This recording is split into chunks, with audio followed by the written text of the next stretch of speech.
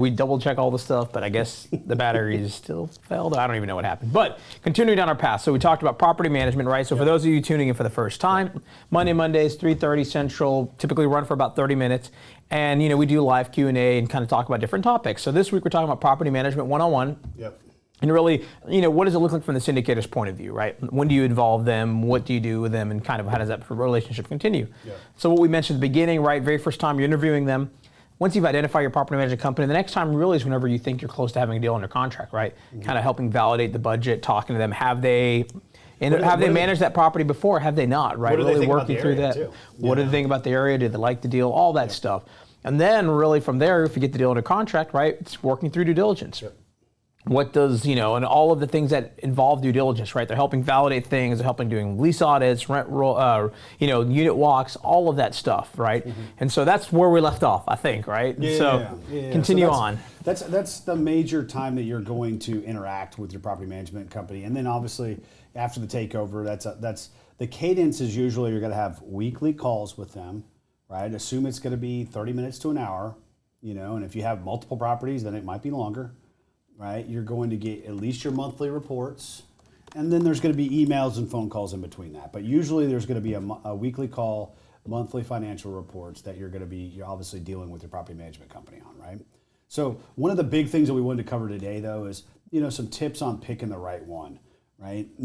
Ultimately you have to rely on people that you trust, right? So a lot of our business, and this is just real estate in general, is all referral driven, right? Who have you used that you like, know, and trust? And if I trust you and you trust this person, then there's a high likelihood that I probably will like this person too, right? So you have to go out and ask people that are doing deals, who are you using for property management? That's number one way of picking a property management Exactly, company. Except for, I don't know about Ben's friends, right? I like Ben, but his friends I question, so maybe it doesn't apply all the time, right? Transitive property is not always accurate. But anyways, continue on. Didn't mean to interrupt you. It's not always, but it's at least a good start, right? Ultimately you need to feel comfortable with the people too, right? But that at least gives you a good short list of people that you can potentially call. Yeah. One of the other tips that we always say is go out and secret shop their current properties. Say, I want a list of the 5 properties in the area that I'm looking at, and go out there and start secret shopping them. And that's not just driving around, right? Get out and actually try to tour the thing, right? And come up with a story and say you're moving in town and you need a place to stay. And that might not work in every sub-market, right? But for the most part, people don't ask a whole lot of questions. They're there to do their job, right? So they're not going to question, well, why does this person want that? So don't get hung up on those types of things. Secret shop it because I want you to know there's a certain reason why you do this, right? You want to make sure is the staff well dressed? Did they greet you properly or were they rude, right? Did they ultimately follow up whenever you left? Did they answer the phone? Did they answer the phone? Did they answer the door? Is the property clean or is there trash everywhere? What's the tenant profile, right? Are they handling tenants properly? We've been on property tours where they'll have a manager's yelling at one of the tenants, right? Now maybe in certain circumstances that's a good thing. Most of the time it's probably a bad thing.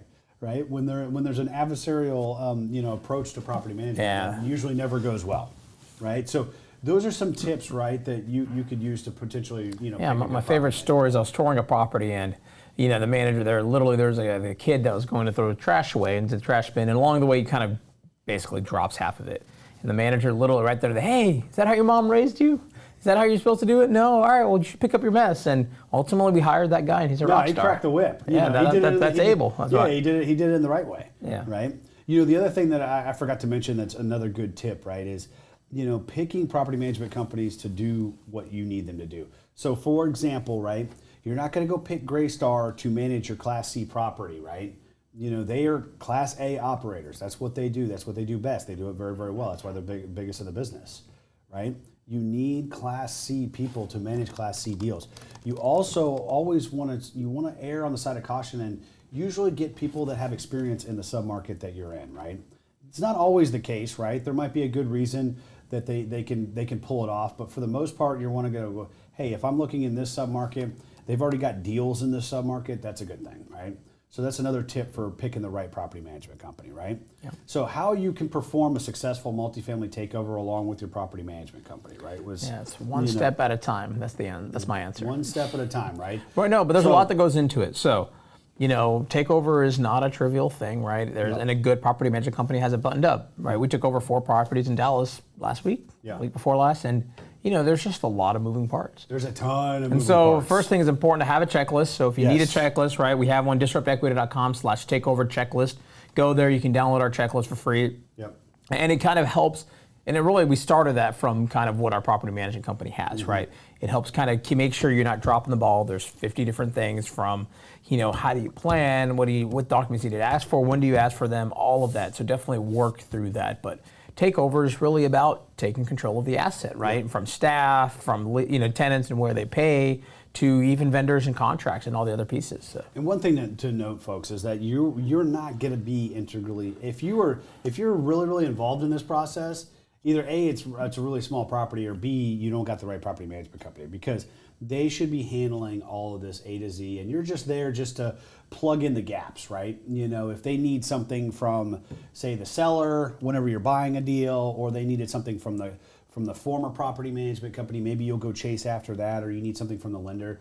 That, as a sponsor, is where you're supposed to be plugging in, right?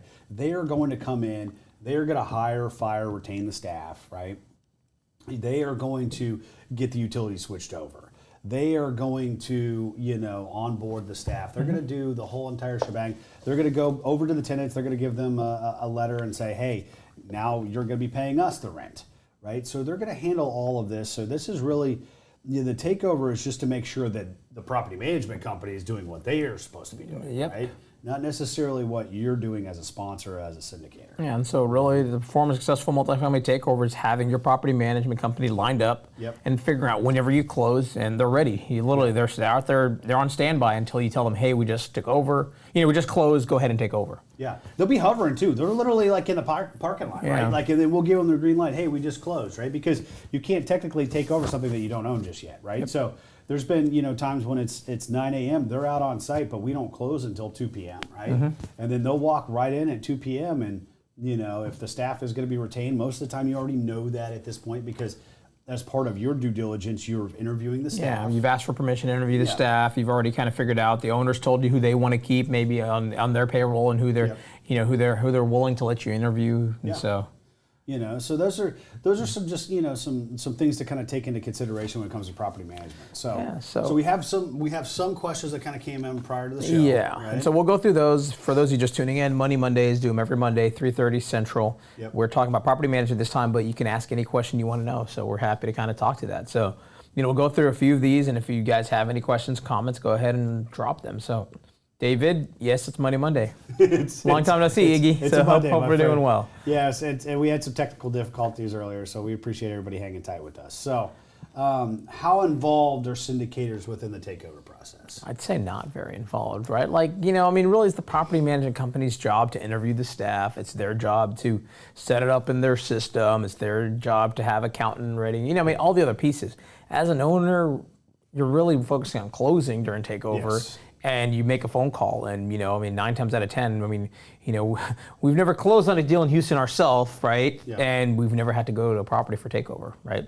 So that kind of gives you guys an idea. We're in the back office, and right, I don't think there's been a case I can think of where we showed up. I've never been on site whenever we close, right? We've always been back here in Houston, because all this stuff's done remote, folks. This is not done at some title company and they give you the keys and then you go over there, right? That's not how any of this works, right? In fact, I don't ever go to a title company. I've closed everything from our office, right? It's a remote, closing coordinator, and you can so you're very hands off, and that should really be the sign of a good property management company, is that they say, hey, follow our process, we'll get you through it, right? And then they handle that, and you're just managing them. Because remember what I had said earlier, the biggest role is to manage the property management company, make sure that they are implementing our business plan. As an asset manager, that is your number one role, right?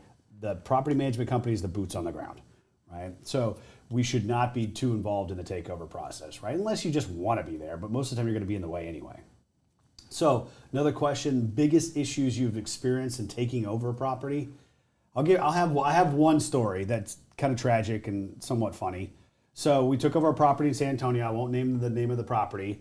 But we were literally going to closing. It was about 2 p.m. in the afternoon on a Friday, and we had gotten word that the boiler had gone out. Now, for anybody that knows the boiler on these big commercial properties, these are not a couple grand. This is a $40,000 thing that was literally out, and they were trying. And So we forced the seller to send somebody out there, right? They patched it up, as best they could. And then literally the next day, the thing crapped out and we had to spend $40,000. Now, luckily, we had known through our due diligence process that the thing was already on its last leg.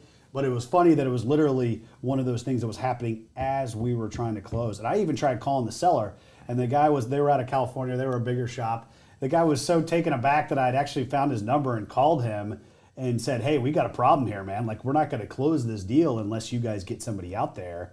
And he was like, well, this is not, proper procedure, and you're supposed to be working with the broker. Well, as you remember, man, our broker was on a flight. He was on an airplane. So he wasn't even anywhere to be found. So it was just one of those things that, hey, that's really where you got to step in as an asset manager, as an owner. Got to get stuff done, right? So luckily they did the right thing. They sent somebody out there. They got it back online that one night, but it literally only lasted 24 hours. Yeah. So that would be one of the biggest issues that I think we've taken over, right? The other thing being that we've been on the properties where they've completely taken the staff. Yeah, right? We've had that. We've had drama where, before closing, you have car crashes and fires and everything under the sun. So there's kind of all the mechanics, right? It comes with the business and the territory. You just kind of have to be ready for it. So, so for those of you tuning in, Money Mondays, every Monday, 3:30 Central, typically for about 30 minutes. And, we're talking about property management, this multifamily property management this week. So if you have, that's what we presented earlier. If you have any questions, feel free to ask them, regardless of it's property management specific or not. We did give out a checklist earlier, so if you want our takeover checklist, www.disruptequity.com/takeover checklist, and it kind of goes through all the things to kind of keep in mind from a takeover perspective. Yeah. But really, if you have any questions, go ahead and ask them, and we'll go ahead and answer them. So I know Savion asked the question, when selecting property management, what are some general questions regarding how they handle problems such as fires, crimes, floods, and lawsuits? Yeah, no, absolutely. They need to have all of that documented. There needs to be processes involved in all of this. And you have to realize that the folks that we usually are dealing with are going to be at the regional, the VP, and sometimes the ownership level. These folks have been in the business for 20 or 30 years. It's not anything that they haven't seen. Yeah. So they usually will have a process for pretty much everything. But usually when there's a crime or there's something major that happens, there's an incident report that the staff has to fill out, pictures have to be taken, and that's from a liability standpoint, but also in case an insurance claim needs to be filed, right? Or God forbid there's some kind of a criminal complaint that needs to be filed. All of that is documented, right? Yeah. And this stuff happens quite a bit, folks. Not necessarily the criminal side, but you'll have it all fires. happens on every property. Yeah, man. you have fires that happen, right? You guys should see Ben's face, how red it turns.